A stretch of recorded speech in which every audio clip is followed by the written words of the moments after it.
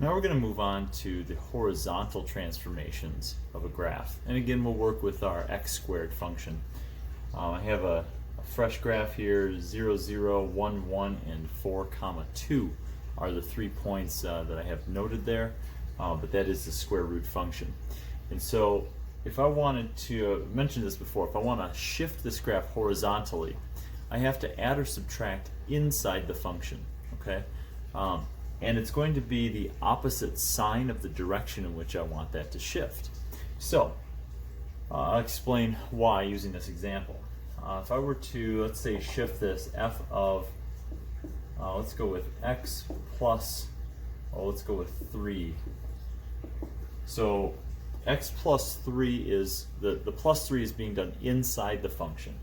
So it would be the square root of x plus 3. Notice I replace the x with what's in the parentheses. Okay. Now from there, what I really want to do is I want to figure out how I can get an output of 0 from the new function. That would give me my new x-intercept, right? If I'm going to shift horizontally, the old x-intercept is going to move horizontally. And so what I want is an output of 0 to get an x-intercept. So the question is, what do I have to do? What do I have to plug in to get an output of 0? Well, if the square root of 0 is 0, so I need the stuff under the root to actually be 0. Let's move that over so there's a little more space. Okay, so we want the x plus 3 to be 0. That way when we take the square root, we still get 0. Well, to do that, we have to subtract the 3 from both sides, and you'll end up with a subtraction that gives you negative 3, okay? So it's a negative 3 input that results in a 0 output. And that makes sense. If I plug in the opposite, it will 0 out. So we need a 0 here, I'm sorry, a point here at the negative 3 that gives us a 0. Okay. Now you might ask, okay, so how do I get a 1 out, right? Instead of 1, 1, what do I need to plug in to get the 1 out? And to answer that, well, we just set the stuff under the radical. We call that the radicand, by the way. We set the radicand equal to 1, and again subtract our 3. Well, it's the subtraction of the 3 on both sides that slides this graph left, and that will result in a negative 2. So it's negative 2 input that will give us a 1 output. And you can repeat this process for every point.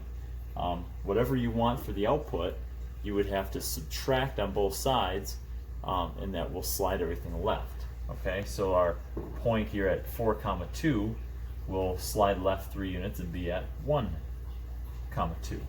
Okay, and then we can sketch in our graph. Okay, and so our new graph in red is the original graph shifted left 3 units. It's every point moved left by 3. As a general principle then, we would say that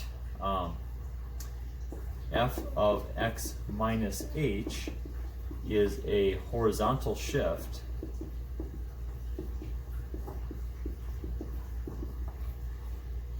by h units.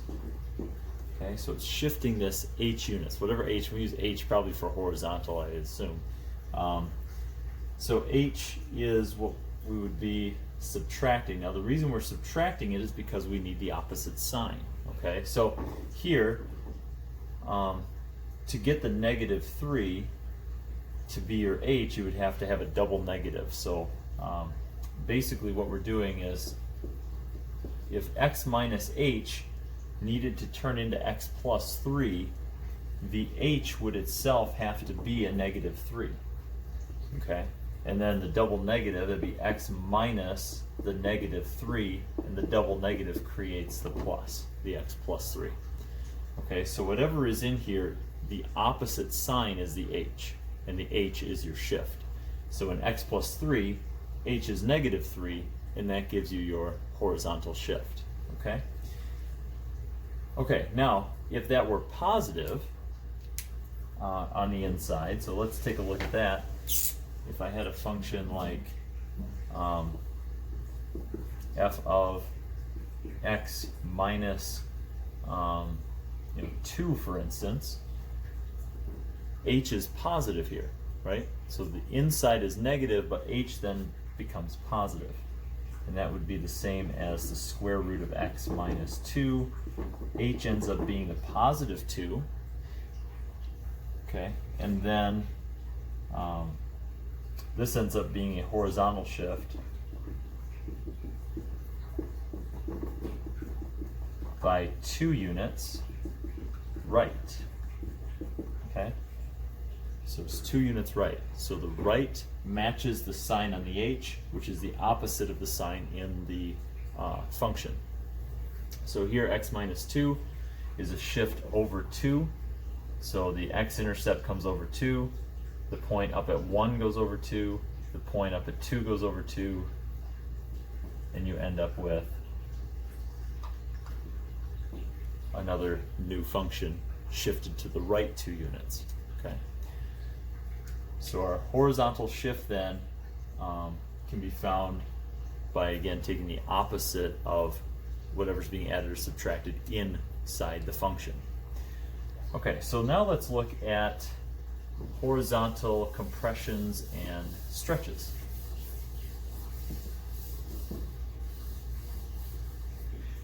And I need to get rid of some of these graphs here, because now I'm not going to shift this thing, I'm just going to stretch it or compress it, which basically means we're going to either squeeze it in toward the y-axis or pull it away from the y-axis. So let's explore how we can do that. Let's take an example. Let's go ahead and multiply, and it's going to be something similar to the vertical compression and stretching, where the number on the inside that we multiply by is either going to be greater than 1 or less than 1. So let's do one that's greater than 1. We'll see what happens. Let's take f of 2x. So we replace the x with a 2x. Okay. So now I want to figure out again where each of these points would land. Well, let's just go with the first 2, and then we'll make do with the last one. We'll adjust for it. So the first one, again, the output needs to be 0. So what input makes the output 0? Well, if I plug in a 0 and multiply by 2, I still get 0, and the square root is 0. So that one actually doesn't change, because 0 plugged in will still give me an output of 0. So now the question is, how do I get the 1? Okay, how do I get 1 as an output?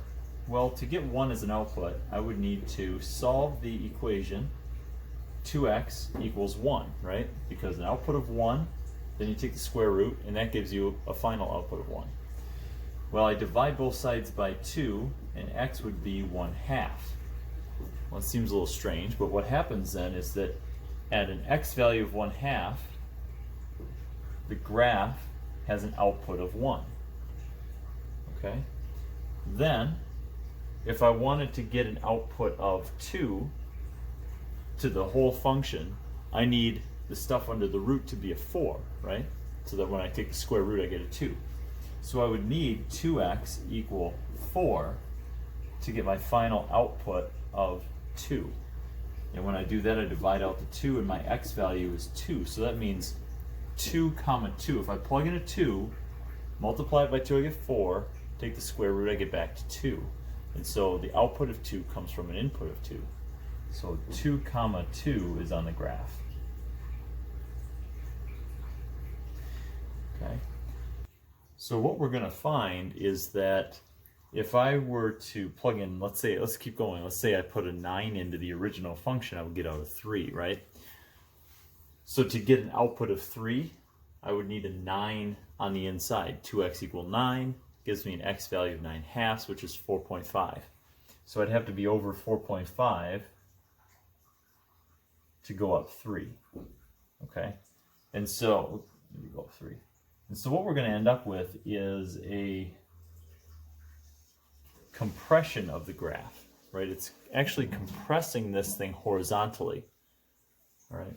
It's a horizontal compression of the graph. It's pushing everything back to the y-axis. So things are a little bit different. Everything's a little bit backwards when we do the horizontal stuff. So multiplying by a 2, something bigger than 1 on the inside, compresses the graph, whereas the opposite is true. If you were to multiply by a number less than 1, it actually stretches the graph out. Okay, so things are a little bit different here. Everything's kind of backwards. And so we'd say that f of bx, I'll use a b in there. I'm not sure what your book uses for these placeholders here. I'm just going to put a b in there. F of bx equals the square root of bx. This would be a horizontal compression.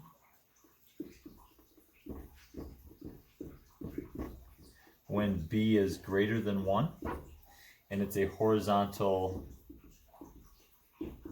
stretch when b is between 0 and 1.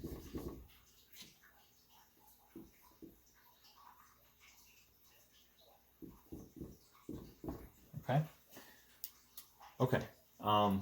Now, the last thing we need to do is talk about the reflection. And the reflection is very similar to what we saw before. If you were to multiply by a negative, it will reflect the graph across the y-axis. All right, so in fact, the graph, actually let's use a different color here. The graph f of negative x, which would be the square root of negative x, will give us a domain that's all negative numbers, right? In order to make the stuff under the root here positive, so I can actually take the root, the x has to be negative so that this negative will cancel out. So if I plugged in, say, a -5, I multiply by this negative on the inside, changes it to 5, and then you get the square root of 5, or whatever it is. And so what you end up with is a reflection, because now I'm plugging in all negative numbers rather than positive numbers. So you get a reflection, and the graph ends up opening out to the left. Okay, that was kind of wasn't quite matching the blue graph over there. It should be 1, 1, should be at 4, 2, so we need to be a little higher there. That's better. Okay, so that black graph is the reflection of the blue graph horizontally, or across the y-axis. Right, so that b value is a horizontal reflection. So if b is less than 0, there will be a horizontal reflection across the y-axis. Okay, so that covers all of our horizontal transformations. We've got our shifts, which again are opposite what you would think, where the x plus a number is a shift left and x minus a number is a shift right. We have our compressions and stretches, which again are the opposite. So a compression comes from a number bigger than 1, and a stretch comes from a number less than 1. And you have your reflections, which are basically the same. Okay. Now in the next video, we'll combine some of these ideas to show you both vertical and horizontal transformations together, and we'll take a look at the absolute value as well.